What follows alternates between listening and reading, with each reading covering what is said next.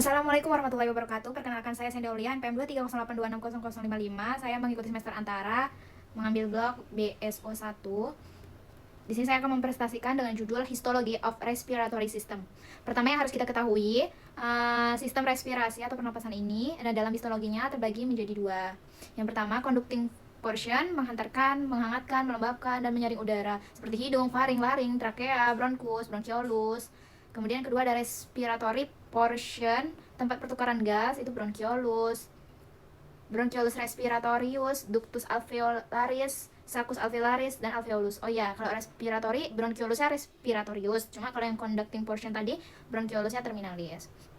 Selanjutnya, ada saluran respirasi atau conducting portion. Nah, pertama itu ada kavumnasi. Kavumnasi ini dilapisi terutama oleh epitel respiratorius berupa epitel kolumnar. Pseudostratifikasi berselia dengan sel goblet. Silia ini membantu menggerakkan mukus yang menangkap debu dan mikroorganisme. Bagian vestibulum memiliki epitel squamosa berlapis, sedangkan bagian superior pada kavumnasi memiliki epitel olfactorius. Bisa dilihat ya gambarnya untuk histologi. Kemudian selanjutnya ada trakea. Trakea memiliki epitel respiratorius, kemudian lamina propria, submukosa yang mengandung kelenjar serum mukosa, kemudian ada pun kartilago hyalin yang berbentuk C, serta musculus trachealis. Kartilago ini berfungsi mempertahankan lumen tetap terbuka, sedangkan mukosiliar membantu membersihkan saluran nafas. Selanjutnya ada bronkus. Bronkus ini memiliki epitel pseudostratifikasi kolumnar berselia. Ada sel goblet juga, kelenjar serum mukosa, otot polos, dan kartilago hyalin berbentuk lempeng. Kemudian semakin kecil bronkus, jumlah kartilago dan epitelnya semakin berkurang. Selanjutnya ada bronchiolus.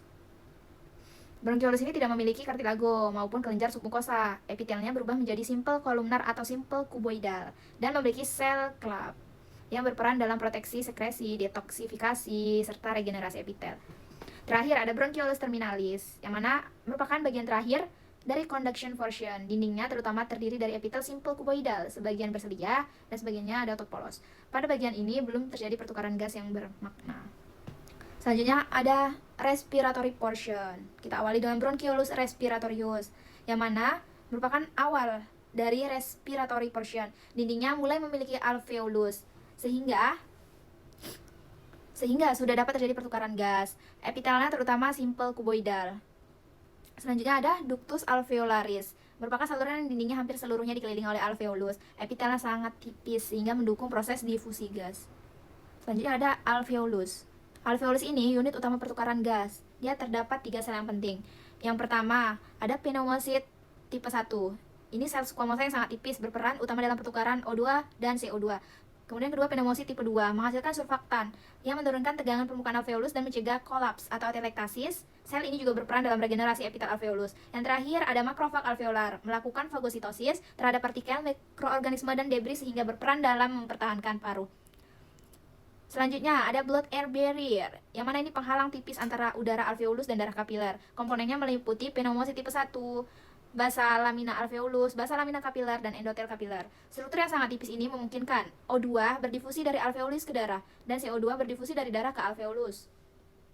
Selanjutnya ada kapiler pulmonal. Kapiler pulmonal ini memiliki endotel simple squamous, dan dindingnya sangat tipis. Kapiler ini berada dekat dengan pneumocyte tipe 1 sehingga memperpendek jarak difusi. Kemudian biasanya alveolus, terus ke O2 masuk ke kapiler, kemudian darahnya menjadi teroksigenasi. Selanjutnya ada korelasi dengan sistem kardiovaskular, yang mana histologi paru memiliki hubungan erat dengan sistem kardiovaskular. Udara masuk ke alveolus, kemudian O2 melewati blood-air barrier yang tadi sudah dijelaskan menuju kapiler pulmonal. Darah yang telah teroksigenasi kemudian dibawa melalui vena pulmonaris, kemudian ke atrium kiri, kemudian ke ventricle kiri, dan sirkulasi sistemik. Terjadi sirkulasi sistemik. Kemudian, ada pun gangguan pada struktur dapat mengganggu oksigenasi.